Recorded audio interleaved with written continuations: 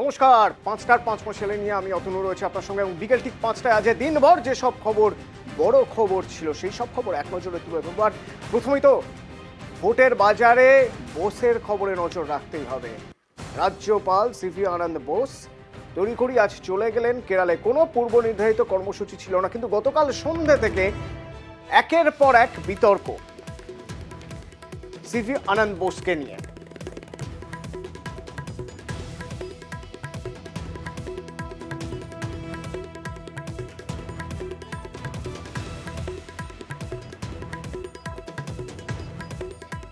রাজ্যপালের বিরুদ্ধে এক অভিযোগ এবং সেই অভিযোগের ভিত্তিতে রাজ্যপালের বিরুদ্ধে কি ব্যবস্থা নেওয়া যায়, কোনো ব্যবস্থা নেওয়া যায় কি?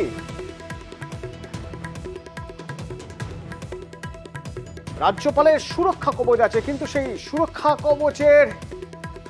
কবচ কি চট করে একবার দেখে নেওয়া যাক।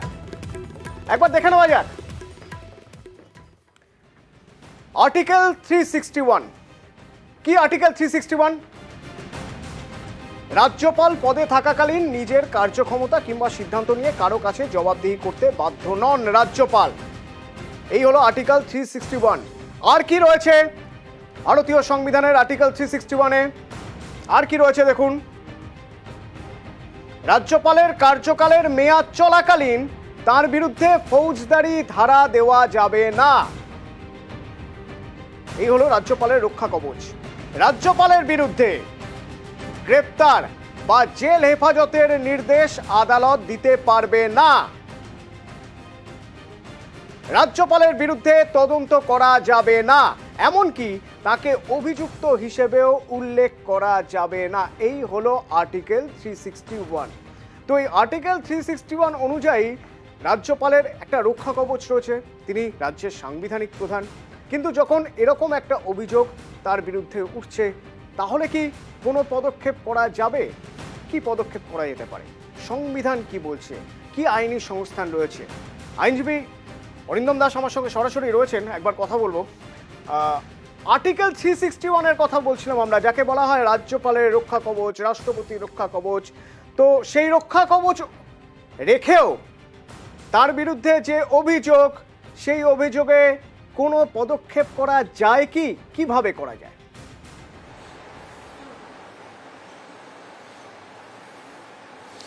প্রথম কথা হচ্ছে, দেখুন, আর্টিকেল 361টা ক্ল্যারিফাই করে দিয়েছে একদম ক্লিয়ারলি যে রাষ্ট্রপতি এবং রাজ্যপাল দুজনের এগেনস্টে কিছু করার জায়গা নেই যতক্ষণ ওনারা এই পজিশনে আছেন। তো সেই রক্ষা কবচটা আমাদের যে আর্টিকেল 14, যে আমাদের fundamental right equality before law, মানে সবাই আইনের সামনে আইনের চোখে সমান, এই বিষয়টাকে যদি আমরা ধরে নিই, সেটাকে ধরেও কিন্তু আপনারা কিছুই করতে পারবো না, কারণ একটা কনস্টিটিউশনাল বার্ড এখানে দেয়া আছে। তো সেই বার্ডটা রাষ্ট্রপতি এবং রাজ্যপাল পায়। এবং এই ক্ষেত্রেও যে কমপ্লেন আমরা বলছি, সে কমপ্লেন হয়তো শোনা হয়েছে, এফআইআর হওয়ার কোনো জায়গা নেই। এবং এই কমপ্লেনের ভিত্তিতে আপাতত যতক্ষণ উনি রাজ্যপাল আছেন, উনার এগেনস্টে কোনোভাবেই কোনো ক্রিমিনাল অ্যাকশন নেওয়া যাবে না, কোনো ক্রিমিনাল ইনভেস্টিগেশন করা যাবে না, এবং সবথেকে বড় কথা, কোনো কোর্ট অফ ল, পুলিশের কথা বাদ দিলেও কোনো কোর্টও কিন্তু কোনো সামান বা কিছু কিন্তু পাঠাতে পারবেন না। এটা পুরো সংবিধানের ক্লিয়ার প্রভিশন, এটা ভায়োলেশনের কোনো জায়গা নেই।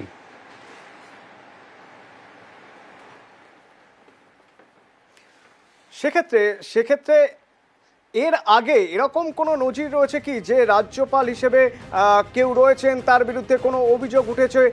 কি হয়েছিল সেক্ষেত্রে? তার বিরুদ্ধে কি পদক্ষেপ করা হয়েছিল?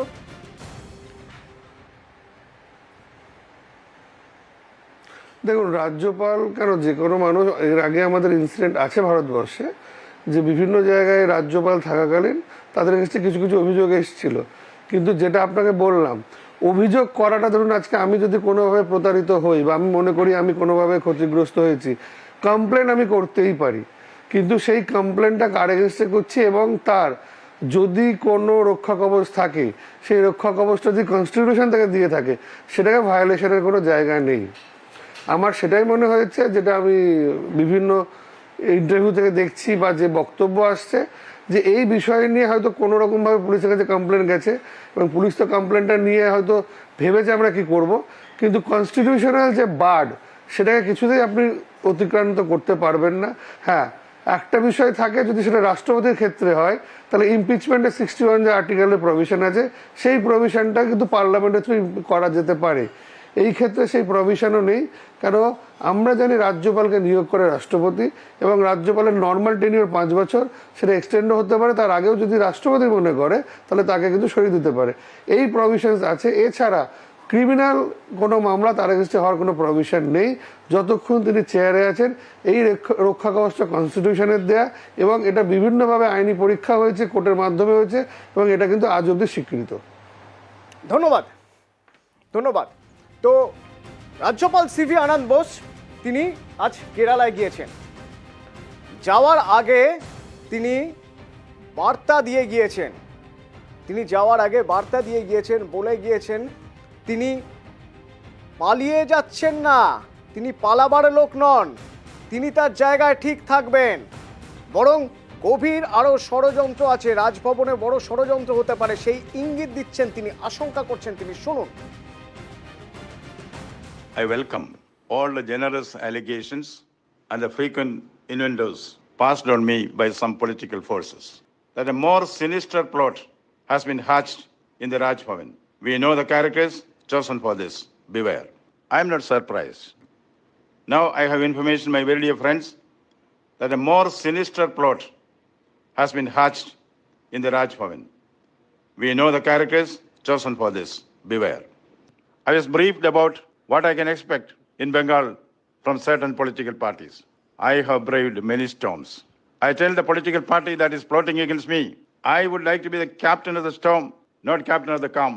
Bring out all the weapons from your armory. Use it against me. I have learned the lessons to fight, not flight. Ami Lodbo. Hey Lodai. Ami Lodbo. I shall continue my fight for the dignity and respect